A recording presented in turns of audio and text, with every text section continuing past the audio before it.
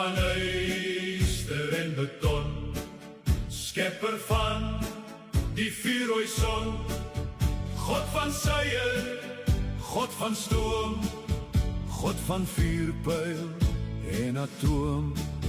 Hemelvors, is God van mag, hier van elke bron van krag. Geliefdes, goeiedag. Vandag is ons terug by Psalm 66 en ons gaan die laaste gedeelte saam lees, want ons is besig om te kyk na dit wat Psalm 66 van praat, hoe ontzagwekkend die Here se werk is. Ons het gesien dat hy die mees ontzagwekkende bevrydingswerk doen, dat hy die nuwe lewe gee, dat hy die lewe self gee, alles ontzagwekkende werke van God. Wat kan God nog doen wat ontzagwekkend is? Kom ons luister wat sê die psalmdigter van vers 16 af. Kom luister alle dienaars van God, ek wil vertel wat hy vir my gedoen het. Skaars het ek na hom geroep, of daar was reeds 'n loflied op my lippe. As daar sonde in my hart was, sou die Here nie geluister het nie. Maar God het geluister. Hy het my gebed verhoor. Die lof kom God toe, wat die gebed nie afgewys en sy trou nie van my weerhou het nie. Hierdie man het baie rede, het lyk dit vir my, om treurmares te sing. Om ongelukkig te wees.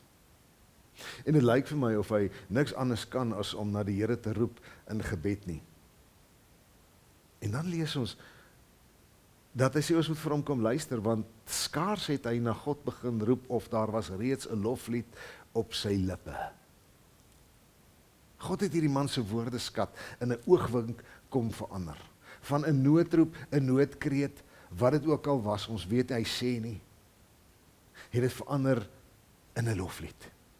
En dit is 'n ontzagwekkende daad van God, dat hy die woordeskat van mense kan verander. Ons sê maar so maklik, wat die hart van vol is, loop die mond van oor. Ja, dit is so.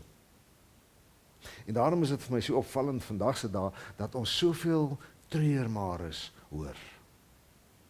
Dat daar so 'n stroom van negativiteit is, wat uit mense se monde uitkom. Gaan kyk maar op sosiale media, luister maar na die gesprekke waarin jy deelneem. Uit mense se monde uitkom hierdie negativiteit en hierdie depressiwiteit en hierdie kla en hierdie bitter, hierdie treurmare op treurmare, en dit klink vir my so asof dit 'n hopelose taal uit hopelose monde en harte is.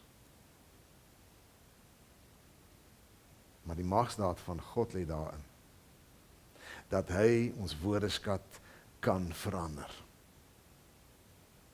En ek bid vandag vir jou, 'n ervaring soos die psalmdigter gehad het, dat jy so in opregtheid en afhanklikheid tot God kan nader, met al jou nood, en dat jy hom sal aanroep, en dat jou treurmare onmiddellik in 'n loflied sal verander, soos sy woordeskat verander is. En ek wil by jou kom pleit, kom ons bid, totdat God in 'n ontzagwekkende magsdaad my en jou woordeskat verander in hierdie lewe.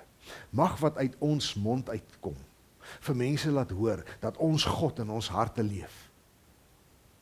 Die ontzagwekkende bevrydingsdaad wat Christus gedoen het, die ontzagwekkende skepingsdaad wat God self kom doen het, dat dit is wat ons hartklop is en dat dit uit ons uit sal vloei. Mag ons woordeskat so verander dat die wêreld die knie sal buig voor 'n God wat ontzagwekkend is. Shalom. U laat bliksemflitse slaan, u beveel die stormorkaan, soos 'n arend in sy vlug, skeer die strale deur die lug. Motortrein en satelliet, u is die God wat spoed gebied. God van kuns en wetenskap, God van studie en vakmanskap, God van chemie en musiek, God van orde en methodiek, Heer van woord en kerk en doop, U sluit alle kennis oop, Heer van heerlikheid en eer, waar die groot heelal regeer. U verbreek die doodse mag, Christus leef, dis ewig dag. U het sondaars losgekoop.